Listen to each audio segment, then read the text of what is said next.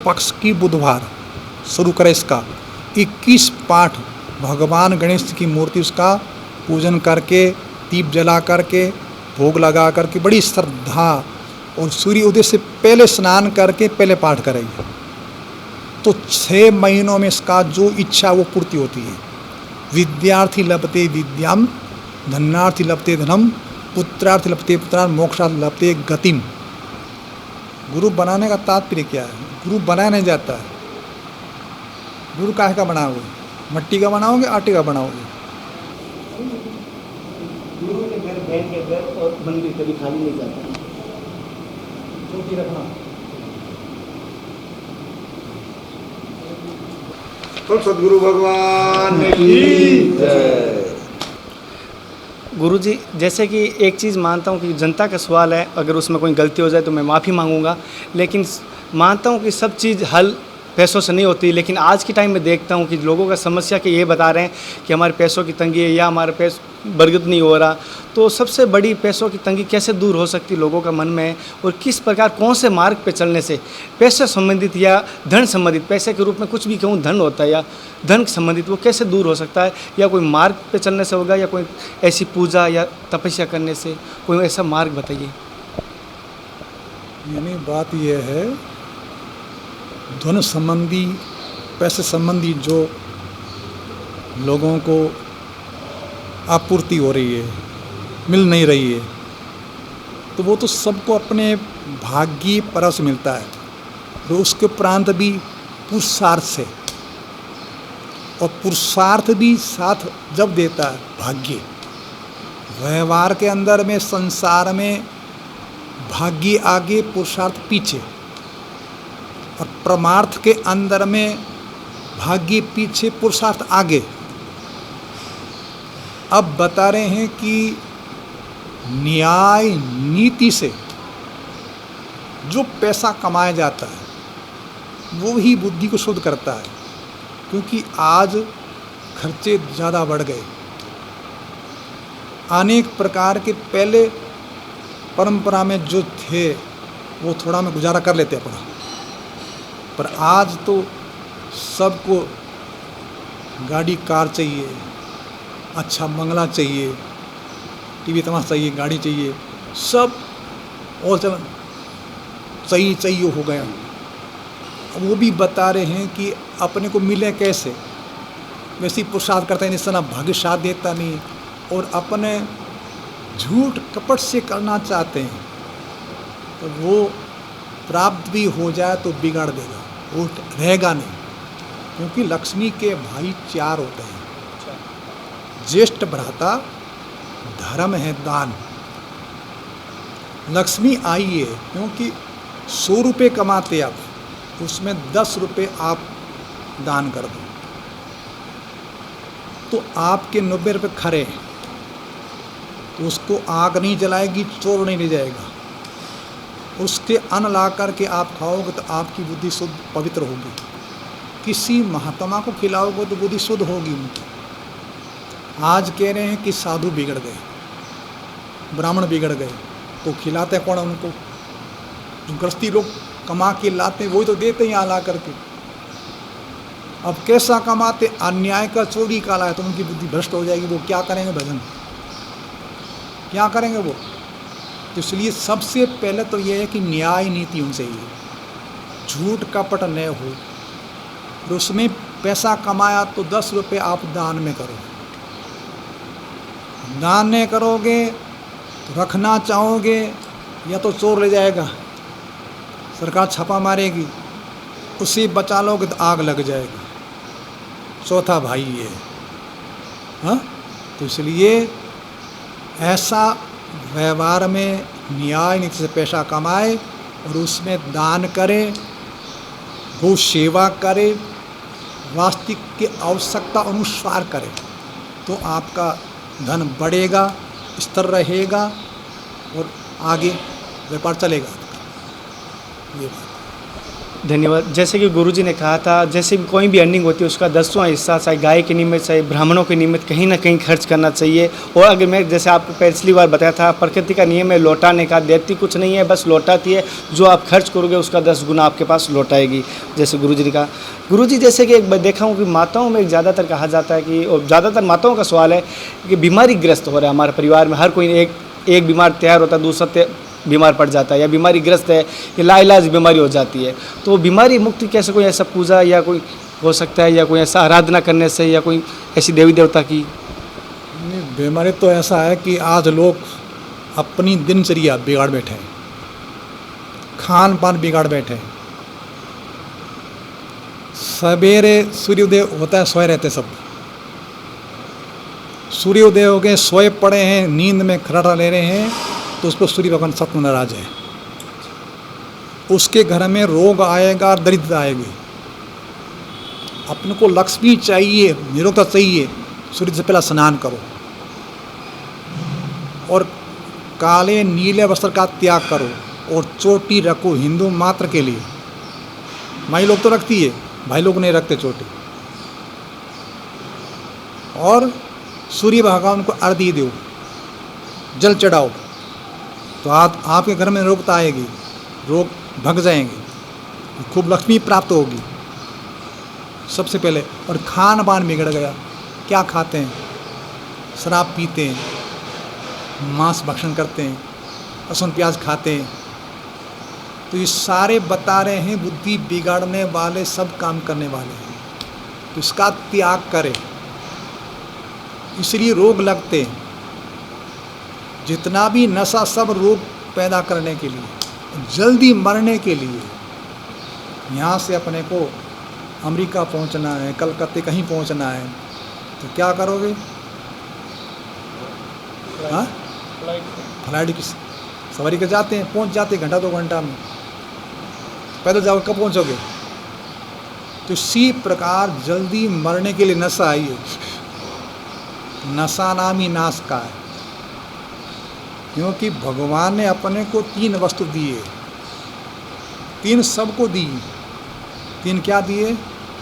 समय दिया, शक्ति दिए, संपत्ति दी। अब उसको खर्च कहाँ कर रहे हो? ज़्यादा करके व्यसन और फैशन में जा रहा है। पूरी शक्ति, पूरी संपत्ति, पूरा समय व्यसन और फैशन में जा रहा है, तो इसको नहीं जाने दो, उसका सदुपयोग करो, नशों का त्याग करो, तो फिर रोग नहीं लगेगा। और जो रोग ऐसे भी आता है वो प्रारब्ध से, जो प्रारब्ध से आता है उसको भोग करके अपना निवृत्त हो जाएगा, थोड़ी दवा में। नहीं तो गुटखा खाते हैं, गुटखा पीते हैं, कैंसर होता, कितना रोग लगते हैं, इसी का कारण है। तो ये त्याग कर दोगे तो ये नहीं होगा। तो ये मनुष्य खुद आप अपना शत्रु, आप अपना मित्र है, तो आप खुद अपना मित्र बन जाओ, बात इतनी है। हाँ,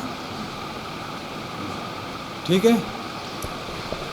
जैसे कि गुरुजी ने बताया था नशा मुक्त बनो, और नशा अगर करोगे, और शरीर की बात, एक बात गुरुजी ने कही थी, शरीर ही मित्र है, शरीर ही अपना अगर दुश्मन माने, विनाशकारी माने, अगर के शरीर को अपने अकॉर्डिंग ढाल ले। तो गुरुजी जैसे कि अभी जैसे बात करें हम 10 मिनट पहले भी किसी भाई ने जैसे सवाल किया था रोज़गार को लेके, ऐसे भी मेरे पास 3-4 भाइयों का नहीं बहुत सारा आया कि रोज़गार की तलाश करते हैं, रोज़गार मिलता नहीं है। अगर जो दुकान है तो ठप है, यानी ग्राहकी बिल्कुल आ नहीं रहे, रोज़गार बंद किया, या उनका ऐसा माताओं का ज़्यादातर कह रहा है कि मेरे बेटे का, मेरे पति का रोज़गार किसी ने बांध दिया है या तंत्र बंद कर दिया। ऐसा कभी होता है या रोज़गार संबंधित कुछ हल?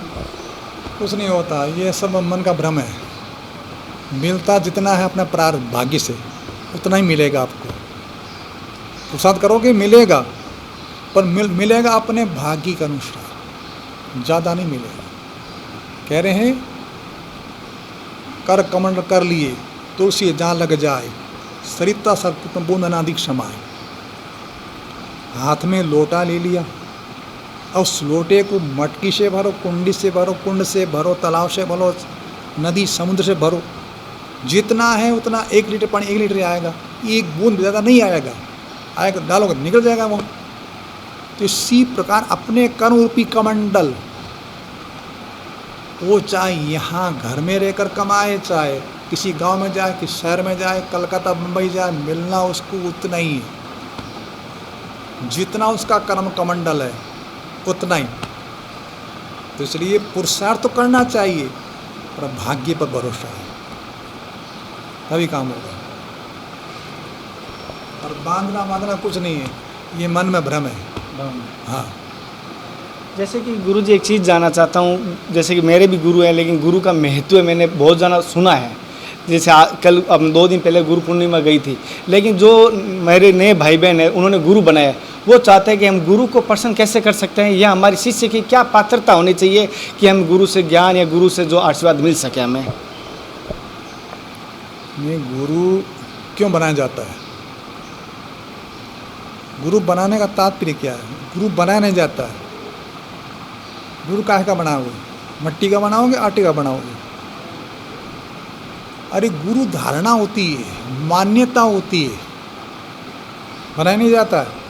शिष्य बना जाता है, शिष्य बनो। शिष्य गुरु को क्या बनाएगा? हाँ, तो अब बता रहे हैं, जैसे शादी होती है, शादी क्यों होती है? वंश वृद्धि के लिए। अब गाड़ी चलती है तो 2 चक्के होते हैं, तो बराबर चलती है, एक चक्का बस्ट हो गया तो फिर चले कैसे?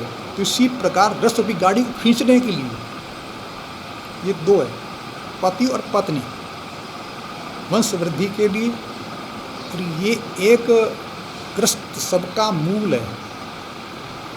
ब्रह्मचारी ग्रस्त वानप्रस्थ संन्यास 4 आश्रम है, इसके अंदर में ग्रस्त सबका मूल है।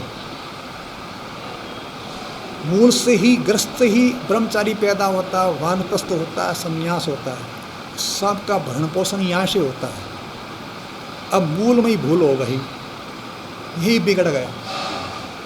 केवल भोग में संलग्न हो गए, ग्रस्त धर्म भूल गए। ग्रस्त का धर्म क्या है? ये पति और पत्नी केवल भोग परायण हो गए, तो इसलिए रोग परायण भी हो गए। तो ग्रस्त के अंदर में रह कर के कैसे आचरण होना चाहिए, परंपरा कैसे, तो इसलिए गुरु धारण करते पहले माँ गुरु होती है, दूसरा पिता गुरु होता है, तीसरा नंबर है सदगुरु का। क्यों? गुरु तो कितने होते हैं, सदगुरु एक ही होता है। वैसे कुल गुरु होते हैं जो अपने ग्रस्त के अंदर में सारा कार्यक्रम कराते हैं, कर्म कांड जितने भी, कोई मरता है, कोई जिंदा जन्मता है, नाम और संस्कार होता है, ब्याह शादी होती है, सारा वो कर्म कांड कराते हैं, वो कुल गुरु होता है। पर सदगुरु अलग होता है, सदगुरु अलग होता है, वो बंधन में डालने के लिए नहीं होता, बंधन छुड़ाने के लिए होता है। पुनरपि जननम पुनरपि मरणम पुनरपि जननी जठरा शयनम, बार बार जन्मना मरना, माता के गर्भ की मार खाना, कब से चल रहा, कब तक चलेगा ये? तो जब तक सदगुरु धारण नहीं करेगा, उनकी शिक्षा प्राप्त नहीं करेगा, उस शिक्षा को अपने जीवन धारण नहीं करेगा, तब तक ये मिटने वाला नहीं। ये रोग सबसे बड़ा रोग यही है, बार बार जन्मना और मरना, माता के गर्भ की मार खाना। तो इसलिए गुरु का महत्व, गुरु नाम अंधकार, गुरु नाम प्रकाश। शिष्य के हृदय के अंदर में जो अज्ञान अंधकार है, उसको विनाश करने वाले गुरु जो प्रकाश ज्ञान प्रकाश देते हैं, वो अंधकार हटा देते हैं। वास्तविक उसका स्वरूप क्या, वो उसको समझा देते हैं। जो बुद्धिमान शिष्य वो समझ लेता, बुद्धिहीन वो कुछ समझ नहीं पा रहा है। इसलिए गुरु का महत्व महत्वपूर्ण है, गुरु धारण करना चाहिए। ठीक है।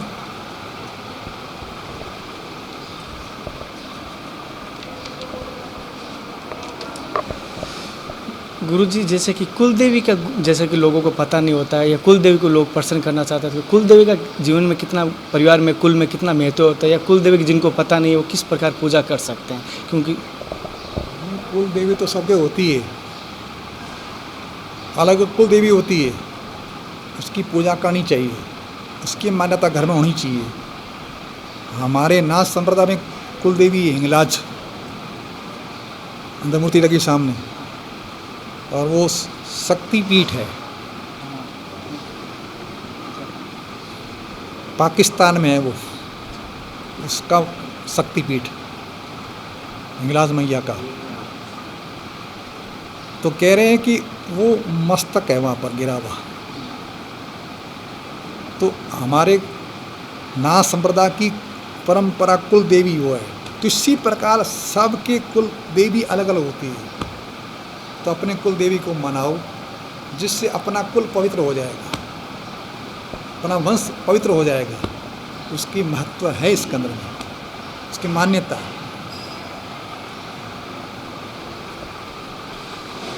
कोई नहीं एंड करते। गुरु जी, जैसे कि आपको हमारे समस्त भारतवर्ष देख रहे हैं, आप के आशीर्वाद के रूप में क्या कहना चाहोगे? कुछ आशीर्वाद के रूप में हमारे समस्त भारतवासियों को आशीर्वाद के रूप में कुछ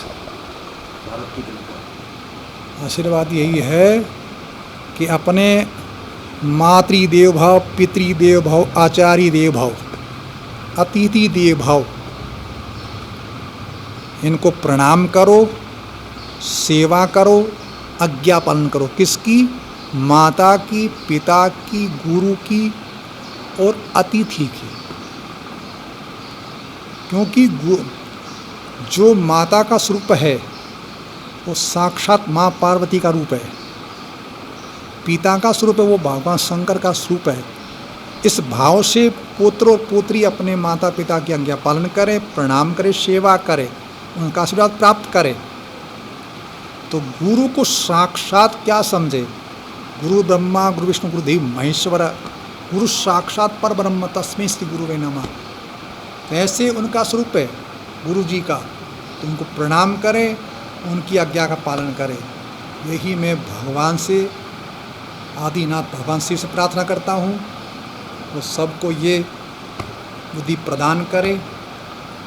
ये आशीर्वाद भगवान शिव से दिला रहा हूँ। मैं तो इसना मेरा तो इतनी योग्यता नहीं आशीर्वाद देने की। गुरुजी ने मुझे वो कागज़ दिया था, उसके बारे में थोड़ा बता सकते हैं? साथियों, जैसे कि मैं स्क्रीन पे पूरा स्कैन करके आपको स्क्रीन पे इसकी पूरी लिरिक्स दे दूंगा, वैसे डिस्क्रिप्शन में दे दूंगा, लेकिन इसका महत्व के बारे में और इसका करने के बारे में मैं थोड़ा गुरुजी से लूँगा कि इसका क्या महत्व है, इसका क्या पालना की जा सकती है, इसके नियम क्या है, किस दिन से होगा, ये पूरी मैं थोड़ा गुरुजी से ले लेता हूँ। गुरुजी, थोड़ा इसके नियम और इसकी पालना के रास्ता कौन सा? यानी गणेश स्तोत्र है संकट नाशनम। भगवान गणेश के इसके 12 नाम हैं।